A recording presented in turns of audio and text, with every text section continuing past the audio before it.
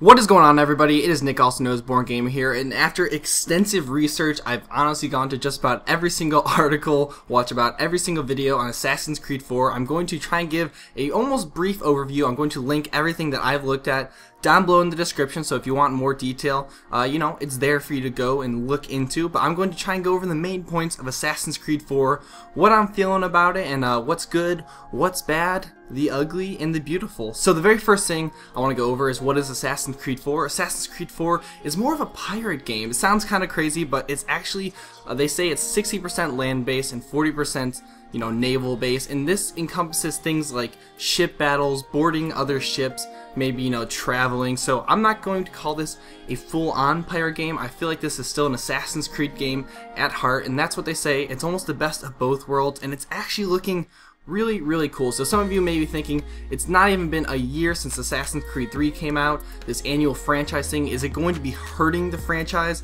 And the first thing I'm going to say is I really don't think so.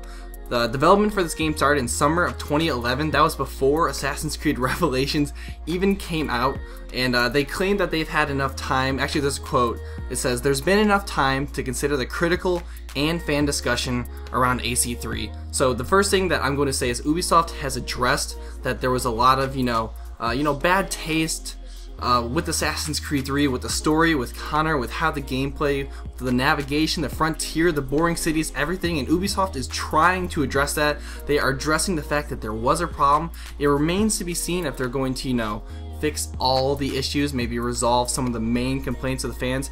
Me personally, I didn't like Connor. I didn't find the cities or navigation or any of that to be as intriguing as they, promoted it, especially with all the amazing trailers they put out for Assassin's Creed 3. But it looks like a lot of that might be fixed, or at the very least, they're addressing the issues in Assassin's Creed 4.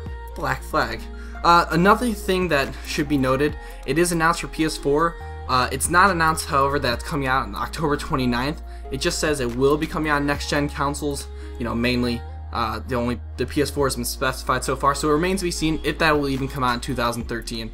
And something else that's a fun fact here, the gameplay has actually really expanded, and the one that I'm going to take hold of here is while you're controlling your anti-hero Edward Kenway, who is the father of Connor's father, who's Nathan Kenway, Connor's grandfather, just to reiterate that point. He can actually go underwater now, which is really cool. So there's underwater exploration. That looks really interesting, actually. I'm not sure how long you're going to be able to hold your breath. If you're anything like Altair, you'll be dead in seconds, maybe even less than that. But something I think might be really worth noting is that some of the creators of Far Cry, the development team, are working on Assassin's Creed 4, and for those of you that know, there's a lot of animal interactions with that game, a lot of underwater sequences as well. Didn't play it personally, I saw a lot of footage of it, so I think I'm qualified enough to talk about that. But what they mainly worked on is they're in charge of the combat and optional task, feedback, and upgrading your ship. So a lot of the things that can mean is just the improvements on your ship, how that affects gameplay, and how the side objectives feed into the overall experience of the game. And that's really cool because there's a lot of little things to do in Far Cry that definitely enriched the experience. Another little gameplay thing that I thought was kind of cool, I might note, you can actually have a spyglass on your ship now. So your ship is going to be the central hub. I'm going to call it almost like your home in this game. You upgrade it, you upgrade the crew, you upgrade your equipment, you can climb all around it. You can use a spyglass to scope out other ships, see how strong they are, see what kind of firepower they're packing. You can scope out islands. There's actually 50 unique locations in the game to travel to, and I think that's really cool. The three main places are going to be three towns. There's Nassau, I could be pronouncing it wrong, I'm sorry. There's Havana, Cuba, that's really cool, and then there's Kingston in Jamaica. There's a mix between a British controlled area, a very piratey kind of place, and I think Nassau, I'm not really 100% sure what that's about. Somebody correct me in the comments down below. Something Ubisoft is really trying to stress is this is much more of an open to interpretation game, and by that I mean they're going to say, here's your target, you can either be stealthy and go get him, or you can just charge in there, kill everybody in your way, and maybe just maybe blow up his ship, do whatever you want. You could just jump on the ship, only kill him and jump off. That's another option. Or like I said, you could just kill everything in your path, and that's all gravy too.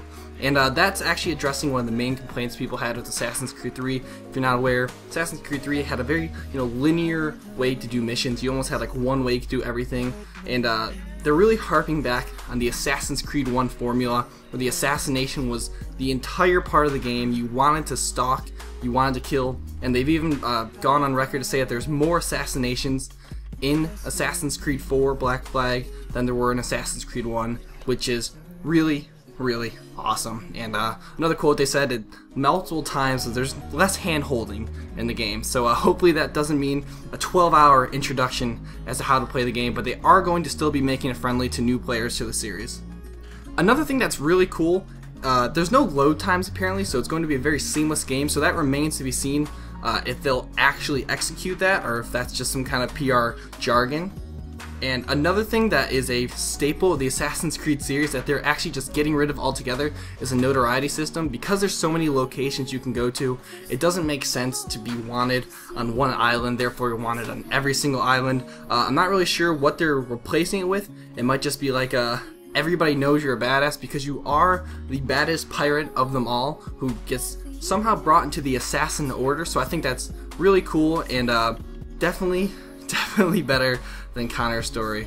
Well, I just wanted to go over some of the main points. I'm going to be making a video more focusing on Edward Kenway himself, so I look forward to that. I may or may not do a trailer breakdown depending on demand. I got a little bit of work, so please subscribe to the channel if you guys are looking for more Assassin's Creed 4 information. I'm going to attempt to put as much as I can, as much thoughtful insight to this as possible. I'm Nick, also known as Born Gamer. Don't forget to like, favorite, and subscribe if you enjoyed.